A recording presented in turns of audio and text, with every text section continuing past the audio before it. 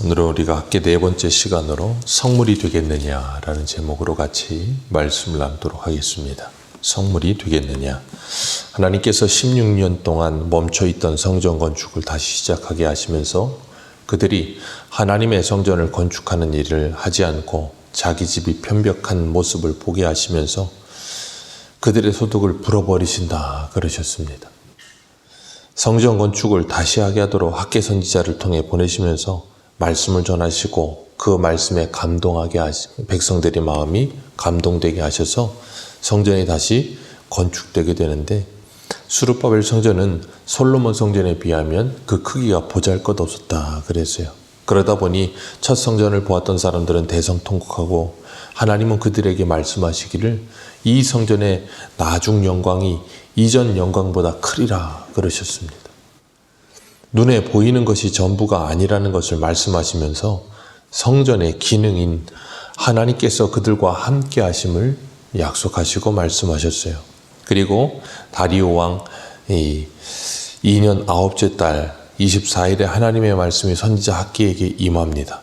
학기에서는 하나님의 말씀이 총 4번 임합니다. 1장 1절에서 2년 6월 초하루에 하나님의 말씀이 임하여서 성전이 황폐한데 너희 집이 판벽한 것이 옳으냐 하시면서 자기 행위를 돌아보라 그러셨고, 2장 1절에는 그 해의 7월 1일에 하나님의 말씀이 임하여서 이 성전의 이전 영광이 이후 영광이 이전 영광보다 크리라 하셨고, 그리고 오늘 10절에 2년 9째 달에 24일 날 하나님의 말씀이 임합니다. 여기 하나님의 말씀이 임하는데 하나님께서 질문을 하세요. 2가지를. 제사장에게 율법에 대해서 물으시는데, 옷자락이나 옷자락으로 거룩한 고기를 쌌으면 그 옷자락이 어떤 떡이나 국이나 포도주나 아니면 기름이나 다른 음식에 닿았을 때 그것이 성물이 되겠느냐 그렇게 물으셨어요. 거룩한 고기, 하나님께 드려지는 고기를 옷자락에 쌌는데 그 옷자락이 얻은 것에 닿으면 그게 거룩해지겠느냐는 거예요. 그렇게 제사장에게 율법에 대해서 물으라 그러셨습니다. 그랬더니 제사장들이 대답하기를 12절에 뭐라 그래요? 아니니라 그렇게 말합니다. 거룩한 것을 옷자락에 쌓아서 어디다 닿게 된다 그래도 그건 거룩해지지 않는다는 거예요. 그건 당연한 거예요. 율법대로라면 그건 당연합니다. 그리고 2번째 질문을 하십니다. 13절 같이 읽습니다. 시작. 학개가 이르되 시체를 만져서 부정하여진 자가 만일 그것들 가운데 하나를 만지면 그것이 부정하겠느냐 하니 제사장들이 대답하여 이르되 부정하리라 하더라. 아멘. 부정한 것을 시체를 만진 사람, 당연히 시체를 만졌으니 부정해지는 거죠. 우리가 시체뿐 아니라 모든 더러운 걸 만지면 사람이 더러워지는 거잖아요. 그러다 보니 더럽다 그럽니다. 우리가 참 재밌는 건 온 몸이 깨끗한데 어느 한 군데 이렇게 지저분한 더러운 게 묻으면 우리는 더럽다고 말을 해요. 그냥 더럽다고 말합니다. 손만 더러워 그렇게 말하지 않고 그냥 더럽다고 말을 합니다. 옷이 있는데 옷의 어느 일부분만 더러운 게 묻으면 그 옷 일부분만 빨지 않고 전체를 빱니다. 왜 그런가 하면 더러워졌다 그렇게 말을 해요. 그런 것처럼 시체를 만지면 그 만진 사람 온 몸이 더러워지는 거예요. 율법대로라면 그런 사람은 일주일 동안 이제 더 부정하여져서 이제 구별되어 있어야 되는 거예요. 따로 떨어져 있어야 되는데 그런 사람이 누구를 만지면 더러워지겠느냐는 거예요. 당연히 더러워지는 거죠. 우리 손에도 이물질이 묻은 상태로 다른 거 만지면 더러워지지 않습니까? 그와 똑같은 거예요. 그렇게 물으시니까 당연히 제사장들이 부정하다라고 말을 하는 거예요. 당연한 걸 물으신 거예요. 너무나도 당연해 보이는 걸 물으셨는데, 그런데 좀 다른 게 있어요. 뭐냐면 거룩한 것이 다른 데 닿아도 다른 것이 거룩해지진 않는데 부정한 것이 다른 것에 닿으면 그건 부정해지더라는 거예요. 그게 율법에서 하시는 말씀입니다. 그렇게 말씀하시고 하나님께서 그것을 비유하여서 14절에 이렇게 말씀하세요. 이 백성이 그러하다. 이스라엘 백성들이 하나님 앞에 그렇게 부정한 자들이 되었다는 거예요. 그렇기 때문에 그들이 하나님께 드리는 모든 것들이 뭐예요? 부정한 것이 되는 거예요. 사람이 부정해진 상태로 예배는 거룩하지만 사랑이 부정해진 상태로 하나님께 예배를 드리면 그 예배는 부정한 예배가 되는 겁니다. 하나님께 드리는 예물은 깨끗하겠지만 사람이 더러운데 그 예물을 하나님께 드리면 그 예물은 더러운 것이 되는 거예요.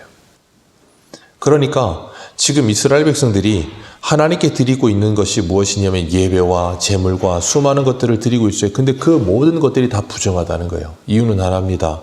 너희들이 부정하기 때문이라는 거예요. 그래서 하나님이 그것을 받지 않으시겠다는 거예요.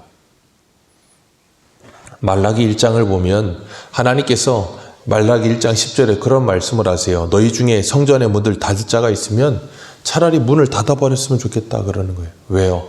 너희들이 온갖 부정한 모습으로 와서 여기서 제사를 드리고 예배를 드리고 예물을 드린다고 하고 있는데 그게 나에게는 무거운 짐이고 가증스러운 거라는 거예요. 하나님을 고문하고 있는 거예요. 그렇기 때문에 하나님께서 차라리 그 성전 문을 닫아버렸으면 좋겠다라고 말씀하십니다. 왜요? 그들은 하나님께 제사를 드리는 거, 예배를 드리는 거, 예물을 드리는 일은 아주 철저하고 열심히 했기 때문이에요. 그런데 하나님께서 그것을 견디질 못하시는 거예요. 그들의 중심이 없고 마음이 없고 믿음이 없고 하나님께 진정으로 드리는 예배가 아닌 모든 것들은 하나님이 절대 받지 않으십니다. 그래서 우리 한 군데만 보겠습니다. 예레미야 7장입니다.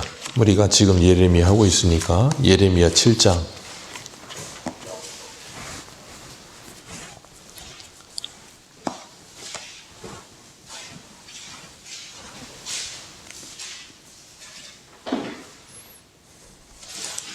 예레미야 7장 4절입니다.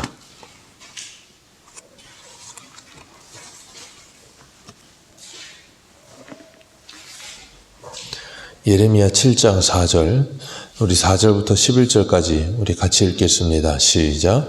너희는 이것이 여호와의 성전이라 여호와의 성전이라 여호와의 성전이라 하는 거짓말을 믿지 말라.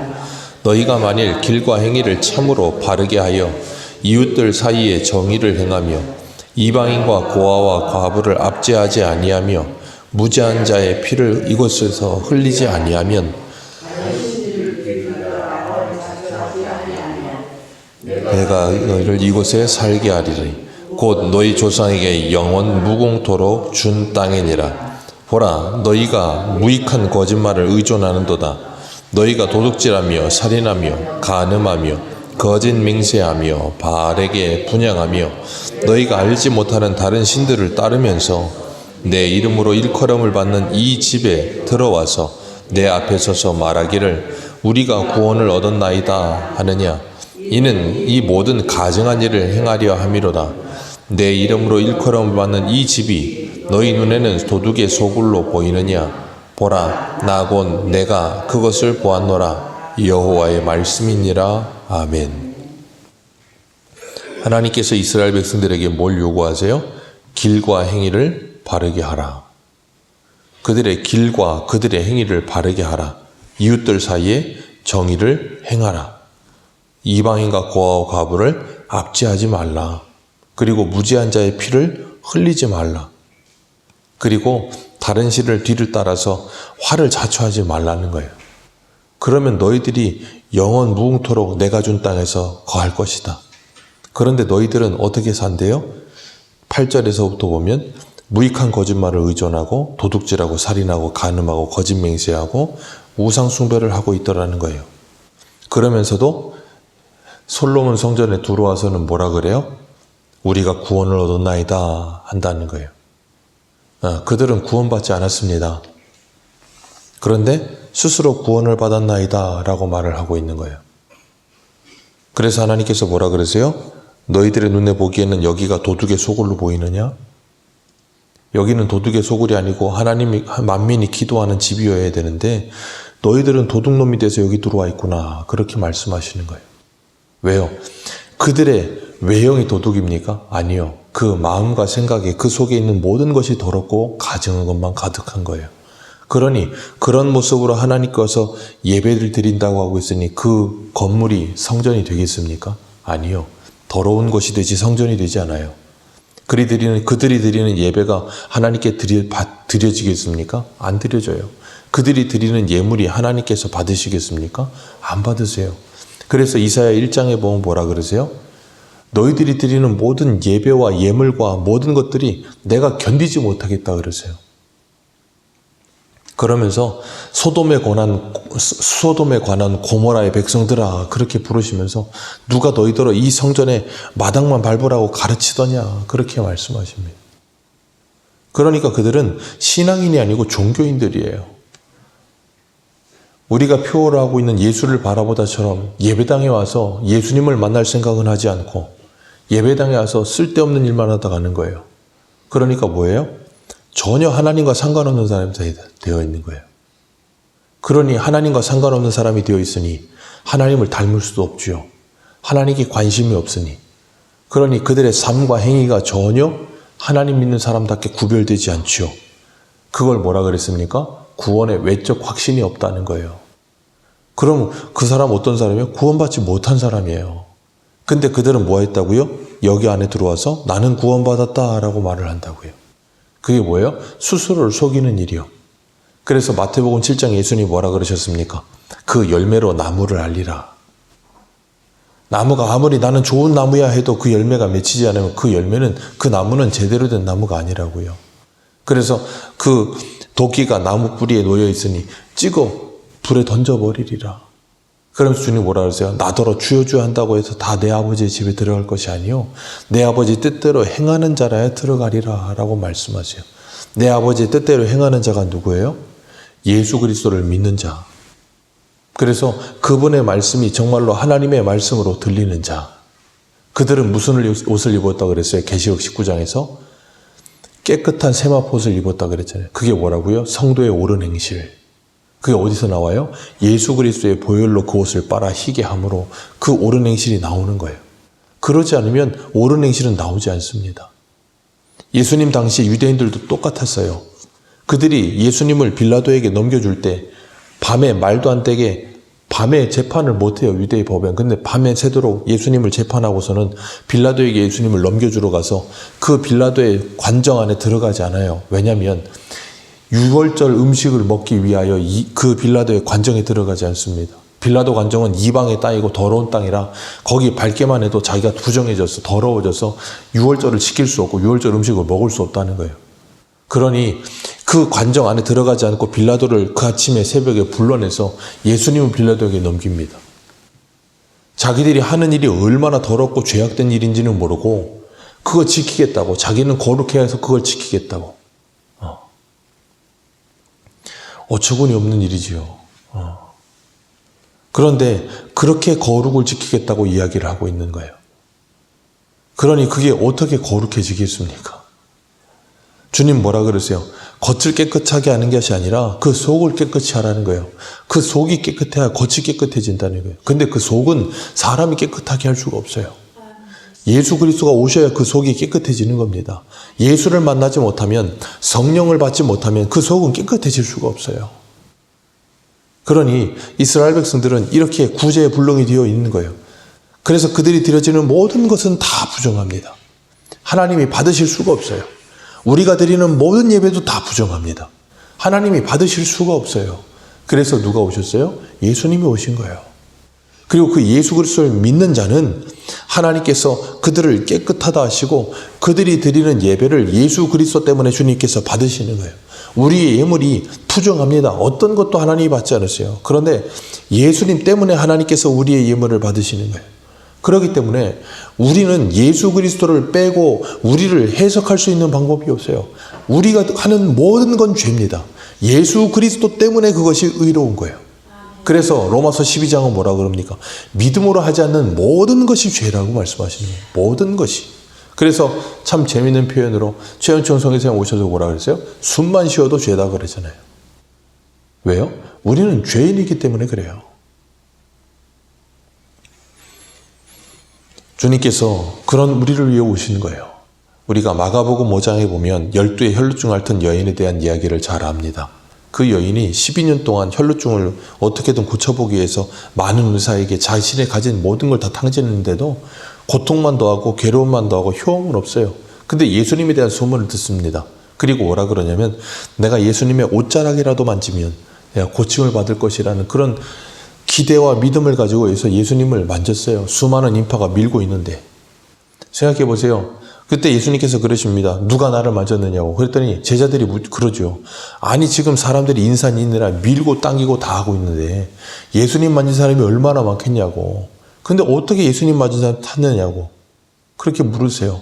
그때 그 여인이 자기가 나음을 알고 두려워하면서 나와서 이실 짓고 하잖아요. 그때 주님이 뭐라 그래요? 네 믿음이 너를 고쳤다는 거예요. 생각해 보세요. 수많은 사람들이 예수님을 구경하려고 찾아왔다니까요. 근데 수많은 사람들이 예수님께 접근을 하는데 예수님을 만지는 사람이 없어요. 만지는 사람이 왜 없겠습니까? 근데 이 여인처럼 믿음으로 예수님을 붙드는 사람이 없더라는 거예요. 그러니까 그 수많은 사람 중에 이 여인만 고침을 받는 거예요. 그렇기 때문에 우리가 예수 그리스도를 만나야, 그리고 예수 그리스도를 만져야, 예수 그리스도를 바라봐야 우리가 회복이 되는데 38년 된 병자처럼, 베데스다 못에 38년 된 병자처럼 하나님을 만날 생각은 하지 않고 하나님을 볼 생각은 하지 않고 어디만 봐요? 옆만만 보고 있는 거예요. 그러면 38년을 와도 아무 소용이 없어요. 너무나도 안타까운 모습이죠. 오늘 본문에 하나님께서 두 가지 질문하셨어요. 첫 번째가 뭐라고요? 거룩한 고기를 옷자락에 쌓았는데 그 옷자락이 어디 닿으면 그 거룩해지겠느냐? 안 거룩해지지 않습니다. 시체 만진 부정한 사람이 모든 것을 만지면 어떻게 되겠느냐? 다 부정해진다는 거예요. 이게 전가거든요. 전가. 구약의 레위기에 보면 제사 드리는 사람이 제물에게 자기가 안수해서 자기 죄를 그 짐승에게 옮겨요. 그리고 그 짐승을 잡죠. 그러면 그 죄가 사하여지는 거예요. 그게 대속의 교리고 전가의 교리인데 예수님이 찾아오셔서 뭐 하셨어요? 혈루증 앓던 여인을 만지시잖아요. 예수님께서 병자들을 만지시잖아요. 예수님이 모든 병자를 다 만진 거 아닙니다. 근데 예수님께서 예표적으로 보여주시는 거예요. 뭘요? 죄인과 접촉하면 레위기의 말씀처럼 그 모든 더러운 것과 죄가 그 사람에게 전가되는 것인데 예수님이 그들을 만지신다고요. 그리고 그들을 회복시키십니다. 그러면서 뭐예요? 그들의 죄를 가져가시고 예수님의 의로움과 거룩함을 그들에게 전해주는 거예요. 그걸 신학적으로는 이중전가라고 합니다. 그래서 주님께서 우리의 죄를 모두 다 담당하시고 어디서 돌아가세요? 십자가에 죽으시는 거예요. 그러니까 죄인된 우리는 모든 것이 다 죄인데 주님께서 우리를 만나주심으로 말미암아 우리를 거룩하게 만드시는 거예요. 오늘 본문대로라면 거룩한 고기를 닿는 것이 거룩해지지 않아요. 근데 부정한 건 닿으면 부정해집니다. 그런데 그 주님이 거룩하신 그 주님이 우리를 만져주셨는데 우리가 거룩해지더라는 거예요. 그러니 예수님은 지금 뭐하고 계시는 거예요?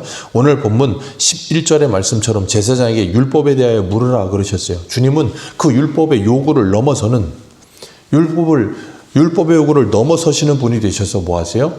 우리를 거룩하게 만드신 거예요. 우리를 정결하게 만드셨습니다. 그리고 우리를 선민을 만드신 거예요. 그래서 우리가 하나님께 드리는 예배는 어떤 예배가 돼요? 거룩한 예배가 되는 거예요. 왜요? 예수님 때문에. 그렇기 때문에 우리가 이 자리에 와서 그냥 예배 드린다고 되는 게 아니라 내가 정말 믿음을 가지고 하나님을 예배하지 않으면 그 예배는 하나님께 드려지는 예배가 되지 않아요. 하나님이 받지 않으십니다. 그래서 주님께서 수가성 여인 찾아가셨을 때 그 여인이 묻죠. 우리의 조상들은 여기서 당신들의 조상은 예루살렘에서 그리심에서 어느 곳에서 예배드려야 됩니까? 여기도 저기도 아니고 신령과 진정으로 예배하려고 원하니 하나님은 그런 자들을 찾으신다. 누구요? 예수 그리스도를 만나 거룩해진 사람들. 그래서 오늘 본문에 주님이 하나님이 물으시잖아요. 그 거룩한 고기를 싼 옷자락에 닿는 것이 성물이 되겠느냐? 성물이 될 수 없다고요. 그런데 누가 오시면 주님이 찾아오시면 그래서 우리를 만져주시면 우리가 뭐예요? 구별된 거룩한 주님의 것이 되어 성물이 되는 거예요. 그래서 마태복음 14장에 보면 주님 뭐라 그러십니까? 우리가 살아도 주를 위해 살고 죽어도 주를 위해 죽나니 사나 죽으나 우리는 그리스도의 것이라. 그리스도께서 그것을 위하여 죽으시고 부활하셨느니라. 주님이 우리의 모든 죄를 담당하시고 죽으시고 부활하셔서 우리를 거룩하게 하신 거예요. 그래서 이제 우리는 거룩한 하나님의 백성이 된 거예요. 그렇기 때문에 우리가 하나님께 드리는 이 예배는 정말 예수 그리스도를 만나지 않으면 우리는 이사야 1장의 이스라엘 백성들처럼 성전 마당, 예배당 마당만 밟고 가는 거예요. 그런 사람은 10년이 지나고 20년이 지나고 100년이 되면 뭐 한다고요? 이 예레미야 7장의 말씀처럼 길과 행위가 거룩해질 수가 없어요. 그 삶이 바뀔 수가 없다고요. 그러니까 뭐예요? 수많은 사람들이 교회 오래 다녀도 사람은 안 변해. 그런 말도 안 되는 소리를 하는 거예요. 그 믿음은 죽은 믿음입니다. 그 예배는 죽은 예배예요. 30년을 교회를 다는 소용이 없어요. 생명 대신 예수 그리스도를 정말로 만나야 그 생명력이 그 안에 들어와야 변화가 일어나요. 우리가 이 세상에서도 좋은 책을 만나도 그 책 읽다 사람이 변합니다. 어떤 좋은 영화를 봐도 사람이 거기에 감동을 받아서 사람의 인생의 목적이 바뀌기도 하고요. 선생님이나 어떤 좋은 사람을 만나서 그 사람이랑 대화하다가도 사람의 가치관이 변해요. 그런데 생명 대신 예수를 만났는데 변하지 않는다는 건 거짓말이에요. 그렇기 때문에 기억하십시오. 사람은 안 변해? 아니요. 제가 그래서 늘 그러잖아요. 사람은 고쳐 쓰는 게 아니고 죽었다 다시 살아나는 거예요. 죽었다 다시 살아나는 사람은 변합니다. 안 변할 수가 없어요.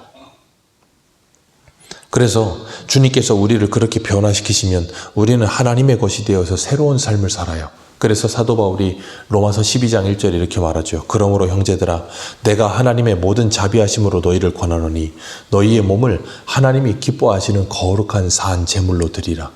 이것이 너희의 드릴 영적 예배니라. 이것이 필요하다는 거예요. 이것이 없이는 오히려 그들의 모든 예배라고 하는 것이 오히려 죄만 더할 뿐이에요. 아모스서에 그래서 4장에 뭐라 그래요? 너희들이 3일에 11조를 드리고 모든 걸 너희들을 기쁘게 하기 위한 거지 하나님을 기쁘게 하는 게 아니라는 거예요. 그렇기 때문에 우리가 이 예배당에 와서 정말 예수님을 만나고 예수님을 바라보고 예수님의 생명을 공급받고 그래서 제가 예전에 한번 말씀드렸잖아요. 예수사관학교에 갔을 때 이렇게 성막을 모형으로 만든 곳에 들어가는 입구에 이 두 사람이 이렇게 엉켜져서 이렇게 입맞춤하는 모습이 있는데 그걸 설명하는 걸 그랬어요. 예배는 하나님의 호흡을 우리에게 불어넣는 거라고. 그게 예배예요. 하나님의 생명력을 우리에게 불어넣으면 에스겔 골짜기의 마른 뼈들이 하나님의 생기가 드러나니까 뭐가 돼요? 하나님의 군대가 되잖아요.